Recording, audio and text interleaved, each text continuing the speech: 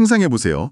6만 시간 동안 수많은 서버를 무너뜨려도 보고 막 밤을 새워가며 의존성 충돌을 해결하고 미묘한 버그들을 잡아내며 쌓아올린 시니어 개발자의 뇌가 있습니다. 와, 6만 시간이면 진짜 어마어마한 경력이네요. 그렇죠. 근데 만약 이 뇌를 통째로 복사해서 지금 당장 여러분의 개발 환경에 이식할 수 있다면 어떨까요? 상상만 해도 너무 편할 것 같은데요. 맞아요. 토론토의 날씨가 며칠은 막 패딩을 벗어던질 만큼 따뜻한 봄날 같다가도 다음날 다시 살을 애는 듯한 매서운 겨울바람이 불면서 쥐도권 다툼을 하잖아요. 네네, 엄청 변덕스럽죠. 지금 우리가 마주한 루비 온 레일즈 생태계의 분위기가 정확히 이렇습니다. 한쪽에서는 방금 말씀드린 AI라는 거대한 봄의 기운이 그 개발의 방법론 자체를 눈부시게 혁신하고 있거든요. 맞습니다. 하루가 다르게 변하고 있죠. 하지만 다른 한쪽에서는 절대 변하지 않는 묵직한 겨울의 현실이 버티고 있습니다.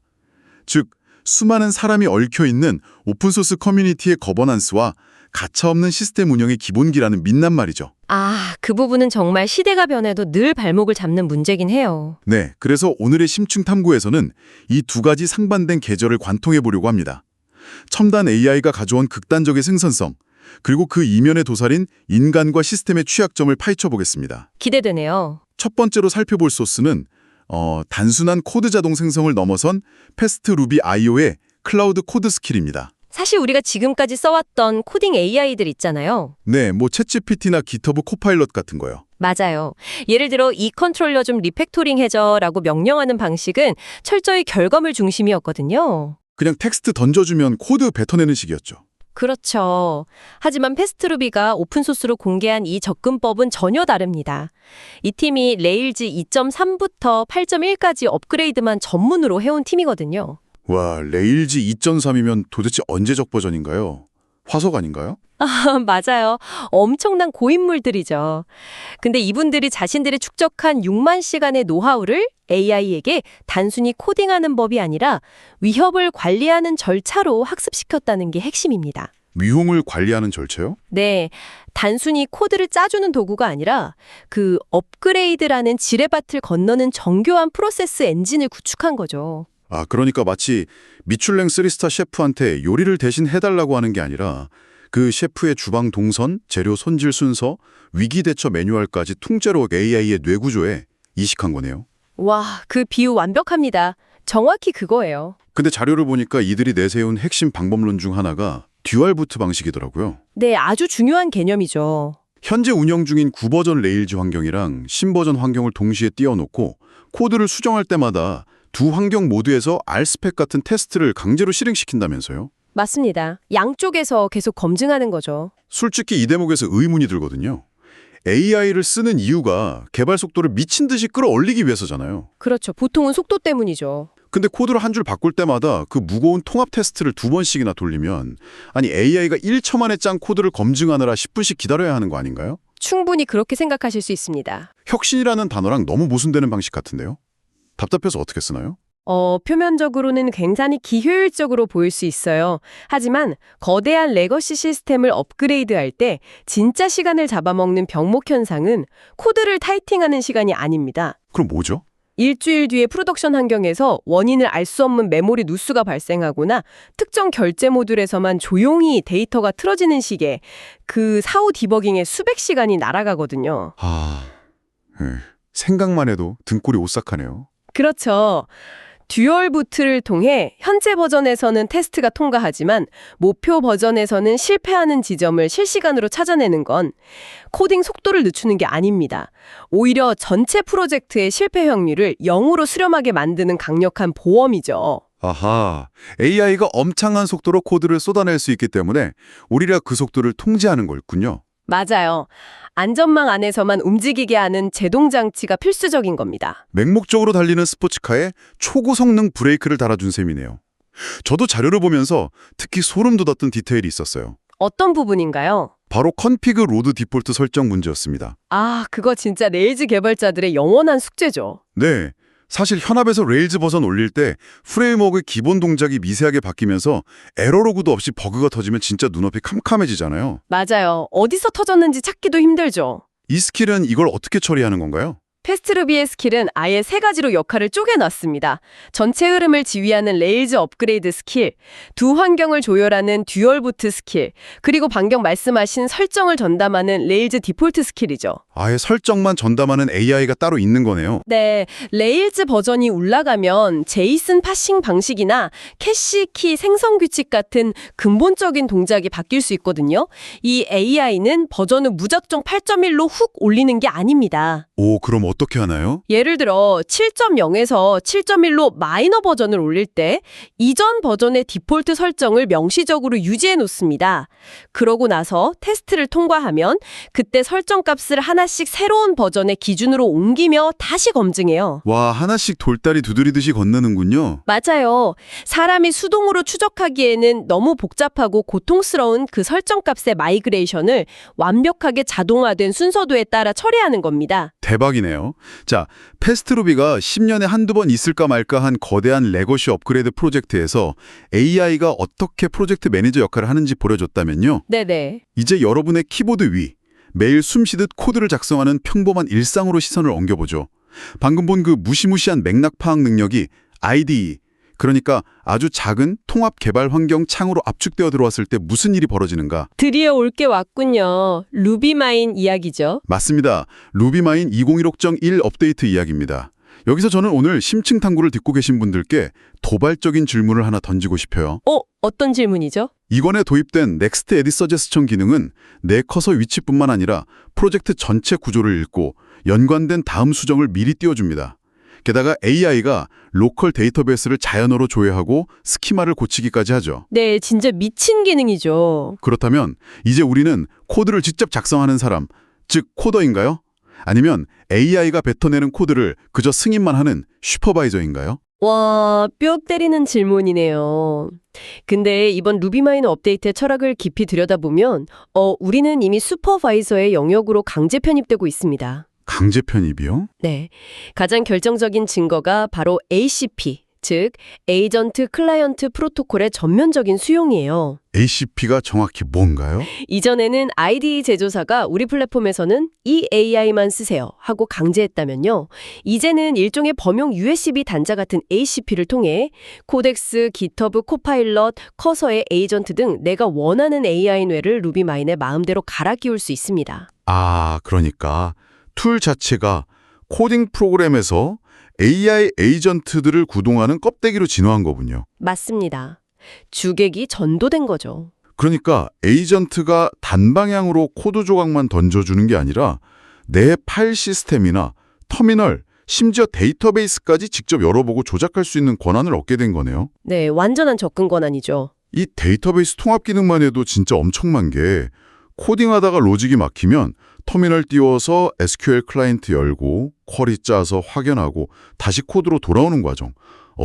이 컨텍스트 스위칭 때문에 생각의 흐름이 끊기는 게 제일 스트레스잖아요. 진짜 제일 짜증나는 순간이죠. 근데 이제는 그냥 채팅창에 결제한 유저 데이터 샘플 좀 보고 상태 컬럼 없으면 하나 추가하는 마이그레이션 짜줘 하면 알아서 다 끝나는다는 거잖아요. 네, IDE 안에서 한 방에 끝납니다. 그런데 한 가지 걸리는 게 있습니다. 안 그래도 루비마인을 비롯한 자바 기반의 무거운 IDE들은 로딩 속도나 메모리 점유율 때문에 너무 무겁다 이런 불만이 항상 따라다녔잖아요. 맞아요. 맥북 비행기 이륙하는 소리 나죠. 네, 윙 하고요. 근데 여기에 AI의 에이전트 통신까지 얹으면 너무 느려지지 않나요? 제프랜스팀도 그 약점을 정확히 알고 있었습니다. 그래서 AI 기능을 얹기 전에 밑바닥의 엔진부터 완전히 뜯어고쳤죠. 아, 엔진 교체를 했군요. 네, 새로운 심볼 기반의 코드 인사이트 엔진을 도입한 게 그 결과입니다. 심볼 기반이요? 예전에는 IDE가 코드를 분석할 때 텍스트를 파싱해서 추상 구문 트리를 대속 새로 만들었다면요. 이제는 코드의 심볼들을 메모리에 미리 인덱싱해두고 바로 매핑하는 방식을 씁니다. 오, 그럼 속도 차이가 엄청나겠는데요? 어마어마하죠. 그 결과 상수 자동 완성 속도는 최대 50% 빨라졌고요.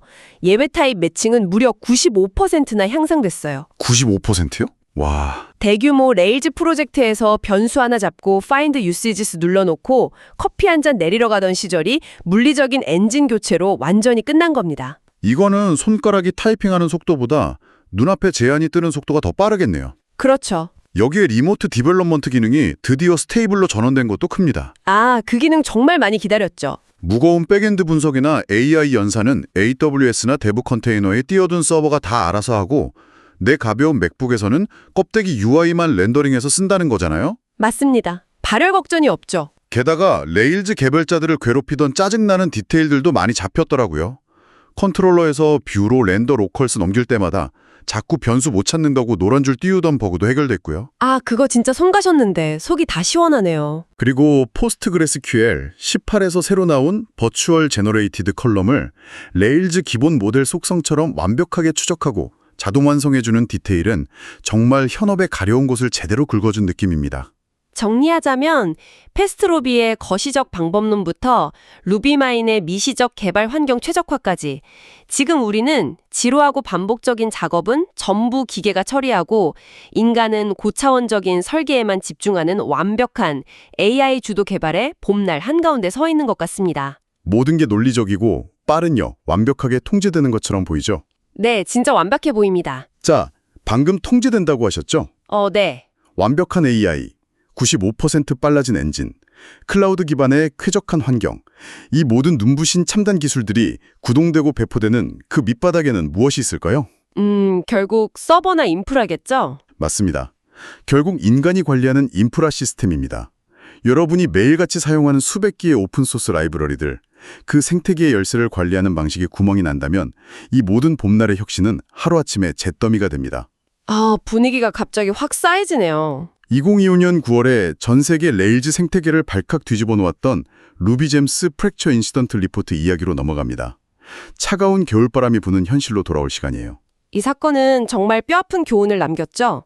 사실 코드의 버그나 외부 해커의 제로데이 공격 때문에 일어난 게 아니거든요. 그럼 뭐 때문이었죠? 순전히 시스템의 권한을 관리하는 인간의 거버넌스, 그리고 그것을 뒷받침해야 할 문서화된 절차가 없어서 발생한 비극입니다. rubygems.org의 전반적인 운영과 보안을 책임지는 루비센트럴이라는 조직이 있어요. 네, 아주 중요한 핵심 조직이죠. 이들이 인프라 보안을 강화하기 위해 오랫동안 활동하지 않거나 퇴사한 인원들의 접근 권한을 정리하려고 했습니다. 보안의 기본 원칙으로 보면 아주 당연하고 올바른 조치였죠. 잠깐만요.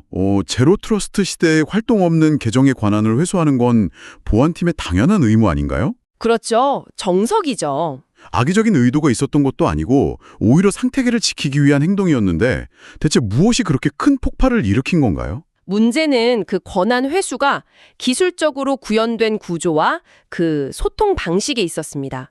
루비 센트럴은 GitHub 엔터프라이즈 환경을 사용하고 있었고 보안 강화를 위해 SAML-SSO 기반의 계정 관리를 도입했어요. 네네.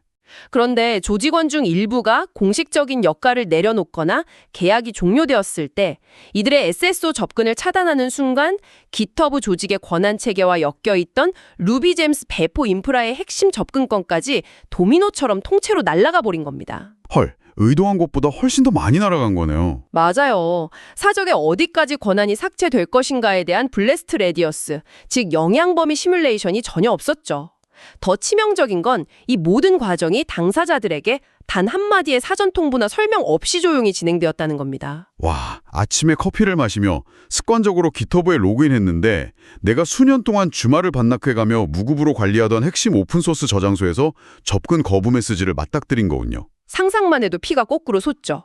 개발자 입장에서 이건 단순히 사내 시스템 접속이 안 되는 수준이 아니라 우리가 당신을 생태계에서 쫓아냈습니다. 이런 통보로 느껴졌을 텐데요. 정확합니다. 바로 그 지점이 기업 인프라와 오픈소스 인프라의 결정적인 차이예요. 일반 회사에서 서버 접근 권한은 단순히 업무를 하기 위해 부여받는 도구에 불과합니다. 퇴사하면 반납하는 게 당연하죠. 월급 받고 일하는 거니까요. 하지만 오픈소스 생태계에서 특정 저장소의 메인테이너 권한이나 커밋 권한은 그 사람의 헌신에 대한 인정이자 생태계 내의 지위, 즉 눈에 보이지 않는 강력한 무형의 보상입니다. 아, 명예 같은 거군요. 맞습니다. 이 권한을 통보 없이 시스템 자동화의 일환으로 날려버린 건 기술적 오류를 넘어선 거대한 사회적, 정치적 커뮤니케이션의 실패였어요. 진짜 난리 났겠네요. 네, 결국 모욕감을 느낀 핵심 유지보수 인력들이 분노하면서 집단적으로 프로젝트 이탈을 선언하는 상황까지 치달았죠. 진짜 수만 시간의 코딩은 AI로 그렇게 안전하게 자동화하면서 정작 그 코드들을 지탱하는 사람들의 오프보딩 정책, 그러니까 퇴사철에 매뉴얼 하나가 없어서 거대한 생태계 전체가 두동강 날 뻔했다는 사실이 너무나도 뼈아픈 역설입니다. 정말 촌극이 따로 없죠. 그래서 이 사건의 사후 보고서를 보면 누구 한 명을 탓하는 게 아니더라고요. 투명한 절차를 집요하게 강조하고 있어요. 최소 권한 원칙을 유지하되 변경 전후로 반드시 이유를 설명해라. 네, 소통의 핵심이죠. 그리고 민감한 권한 조정일수록 밀실이 아닌 공개된 공간에서 커뮤니케이션 하라는 거죠. 기술의 끝판왕 시대에 역설적으로 가장 인간적이고 아날로그적인 대화와 신뢰가 시스템에 명줄을 쥐고 있었다는 교훈입니다. 완벽하게 정리해 주셨습니다. 거버넌스라는 인간 사이의 프로토콜이 깨졌을 때 생태계가 어떻게 무너지는지 확인했으니 이제 시선을 인간에서 서버의 물리적 현실로 돌려보죠. 오, 이번엔 서버 얘기군요. 네, 인간만 실수하는 게 아닙니다. 코드가 아무리 완벽하고 권한 관리가 철저해도 서버의 운영체제와 백그라운드 프로세스는 언제든 예고 없이 충돌하고 죽어버릴 수 있거든요. 그렇죠. 컴퓨터는 언제든 꺼질 수 있으니까요. 이 가차없는 환경 속에서 내 데이터를 어떻게 지킬 것인가. 바로 소트봇에서 다룬 사이드킥 프로의 슈퍼 패치 전략에 대한 이야기입니다. 사이드킥은 레일즈에서 백그라운드 작업을 처리할 때 사실상의 표준 도구잖아요. 맞습니다. 거의 다 이걸 쓰죠. 오픈소스 버전에서 기본으로 사용하는 베이직 패치 방식을 보면 저는 마치 비오는 빙판길을 걷는 배달원의 모습이 떠오릅니다. 오, 어떤 의미죠? 중요한 소포를 양손에 아슬아슬하게 들고 빗길을 뛰어가는데 목적지까지 무사히 가면 가장 빠르겠죠. 근데 만약 미끄러져서 기절이라도 한다면 아, 끔찍하네요. 손에 쥐고 있던 소포가 빗물에 떠내려가는지 하수구에 빠졌는지 아무도 모르게 됩니다. 영영 유실되는 거죠. 비유가 진짜 찰떡이네요. 실제 서버 환경으로 가져와 보면요. 베이직 패치는 레디스 데이터베이스에서 작업을 꺼낼 때 BR팝 같은 명령어를 사용합니다. BR팝이요? 네, 이 명령어가 실행되는 순간 그 작업 데이터는 레디스에서 완전히 삭제되고 사이드킥 워커 프로세스의 메모리 안으로 이동해요. 아, DB에서는 지워지는군요. 맞아요. 코드를 배포하고 서버를 정상적으로 재시작하는 경우라면 사이드킥이 조용히 프로세스를 멈추고 나 지금 꺼지니까 내 메모리에 있던 작업들 다시 레디스에 돌려놓을게 하면서 안전하게 반납합니다. 이걸 그레이스풀 셧다운이라고 하죠. 예쁘게 종료되는 거네요. 하지만 현실의 서버, 특히 메모리 누수나 트래픽 폭주가 일어나는 프로덕션 환경은 그렇게 우아하지 않잖아요. 전혀 우아하지 않죠. 전쟁터죠. OM, 그러니까 아웃 오브 메모리 킬러가 갑자기 프로세스의 목을 날려버리거나 하드웨어 자체가 멈춰버리는 상황 말입니다. 맞습니다. 시그킬 신호등을 받아서 프로세스가 단 1m초의 유예도 없이 즉사해버리는 순간 프로세스 메모리 위에서 돌고 있던 결제 처리 로직, 알림 발송 데이터는 그야말로 흔적도 없이 징발합니다. 고객 결제가 날아가면 진짜 큰일 나는데요. 그래서 등장한 상용 기능이 사이드킥 프로의 슈퍼 패치입니다. 배달원 비유를 연장하자면 단순히 소포를 들고 뛰는 게 아니라 소포에 실시간 GPS 추적기를 달아놓은 것 같아요. GPS 추적기요? 네, 배달원이 빙판길에 기절하더라도 중간 관제소인 레디스는 그 소포가 어느 위치에 있는지 정확히 알고 있는 구조죠. 잠깐, 단순히 어딘가에 저장해둔다는 개념을 넘어서 데이터베이스 수준에서 어떻게 그걸 보정하는 건가요? 슈퍼 패치는 알파 패치 혹은 최신 레디스의 엘무브 같은 원자적 명령어를 사용합니다. 용어가 좀 어렵네요. 쉽게 말해서 작업을 큐에서 완전히 빼내서 지워버리는 게 아니라 대기 큐에서 실행 중인 프라이빗 큐로 데이터의 위치만 살짝 옮겨두는 거예요. 아, 복사본을 남겨두는 느낌이네요. 네, 워커 프로세스는 작업을 무사히 끝마쳤다는 확실한 응답, 즉 에크를 보낼 때만 그 실행 중인 큐에서 데이터를 최종적으로 삭제합니다. 그럼 만약에 아까처럼 워커가 비정상적으로 픽 쓰러져 죽으면 어떻게 되나요? 사이드킥에 별도 스위퍼 프로세스가 주기적으로 순회를 해요. 그러다가 이 작업은 시작된 지 한참 지났는데 응답이 없네? 워커가 죽었나 보군 하고 판단해서 다시 원래의 대기 큐로 작업을 밀어넣습니다. 와, 똑똑하네요. 스스로 복구하는군요. 그렇죠. 데이터가 메모리라는 허공이 아니라 항상 레디스라는 단단한 디스크 혹은 메모리 DB 안에 존재하기 때문에 유실을 원천 차단하는 겁니다. 설명을 들으니까 이건 선택이 아니라 필수 같은데요. 결제 승인 확인이나 대규모 유저 데이터 동기화 같은 중요한 작업이 쥐도 새도 모르게 증발한다고 생각하면 등골이 서늘합니다. 실무에서는 정말 끔찍한 장애로 이뤄지죠. 이렇게 완벽한 방어책이 있다면 왜 처음부터 이걸 기본값으로 쓰지 않는 건가요? 이 GPS 추적기를 달려면 서버가 감당해야 할 대가가 있겠죠? 세상에 공짜는 없습니다. 이 방식의 치명적인 트레이드 오프는 바로 오버헤드예요. 아, 리소스를 많이 먹나 보군요. 네, 슈퍼패치는 작업이 잘 돌고 있는지, 죽은 프로세스가 남긴 찌꺼기가 없는지 끊임없이 확인하기 위해 지속적인 폴링을 발생시킵니다. 작업 상태를 옮기고 지우는 복잡한 명령어 때문에 기본적인 BL판만 쓸 때보다 네트워크 트래픽과 레디스의 CPU 사용량이 훨씬 급격하게 상승하죠. 아, 무작정 도입할 건 아니네요. 단순한 뉴스레터 발송 실패 정도는 고객이 한 번 못 받고 넘어가면 그만이니까 값싸고 빠른 베이직 패치를 쓰고, 절대 유실되면 안 되는 금융 트랜잭션에는 CPU 자원을 더 태워서라도 슈퍼 패치를 도입해야 한다는 뜻이군요. 맞습니다. 아주 정확한 판단입니다. 결국 우리 시스템은 at once, 즉 최소 한 번 실행을 보장합니다. 라는 스펙 문서의 달콤한 문구를 맹신하지 말라는 거네요. 지금 당장 서버 전원 플러그를 뽑았을 때 비즈니스에 치명타를 입히는 데이터가 무엇인지 스스로 점검하라는 차가운 현실의 조언입니다. 도구가 아무리 발전해도 그 기술적 옵션의 트레이드 오프를 비즈니스 맥락에 맞게 저울질하는 건 결국 언제나 개말자, 즉 인간의 몫으로 남는다는 것을 명확히 보여주는 사례죠. 자, 오늘 우리가 함께 헤쳐온 시간들을 되짚어볼까요? 참 묘한 여정이었습니다. 패스트루비가 보여준 미슐랭 3스타급의 정교한 AI 업그레이드 방법론, 그리고 우리가 선택한 AI 에이전트들이 IDE의 밑바닥 엔진과 결합해서 자연어로 DB까지 주무르는 루비마인 2016.1의 혁신. 든 달콤한 봄날이었죠. 하지만 뒤이어 마주한 현실은 꽤나 서늘했습니다. 권한 회수 절차라는 아주 기초적인 커뮤니케이션의 부재가 완벽한 생태계를 쪼개버릴 뻔했던 루비잼스의 거버넌스 사태. 아, 그건 진짜 아찔했죠. 그리고 물리적인 서버의 죽음 앞에서는 아무리 훌륭하게 짜인 백그라운드 코드라도 데이터 유실이라는 파국을 맞을 수 있다는 사이드킥의 차가운 시스템 현실까지 확인했습니다. 결국 혁신은 시스템 위에서 피어나고 그 시스템은 인간의 신뢰와 인프라의 기본기 위에서 간신히 버티고 있다는 사실을 잊어서는 안 되겠습니다. 도구가 똑똑해질수록 그것을 통제하는 거버넌스와 장애를 대비하는 아키텍처의 가치는 기하급수적으로 올라갈 수밖에 없으니까요. 그렇다면 오늘 이 심층 탐구를 마무리하며 지금 듣고 계신 여러분의 머릿속에 도발적인 질문을 하나 심어두고 싶습니다. 어떤 질문일지 궁금하네요. AI가 시니어 개발자의 6만 시간짜리 경험을 완벽하게 학습하고 로컬 환경에서 여러분의 모든 코딩을 지켜보며 실시간으로 감독하는 시대가 이미 도래했습니다. 그렇다면 과연 머지않은 미래에 앞서 우리가 다루었던 그 끔찍한 오해와 상처를 낳았던 오픈소스 커뮤니티의 복잡한 인간관계, 인프라의 권한을 할당하고 소통하는 거버넌스의 영역마저 AI의 손에 완전히 넘겨주는 날이 오게 될까요? 와, 소름 돋는 상상이네요. 권한 관리하는 AI라니. 편향되고 감정적이며 실수투성이인 우리 인간의 장치력보다 감정 없이 룰에 따라 인프라의 열쇠를 관리하는 AI의 공정성을 더 신뢰하며 생태계의 심장을 기꺼이 내어줄 수 있을지 오늘 한번 깊이 고민해 보시기 바랍니다.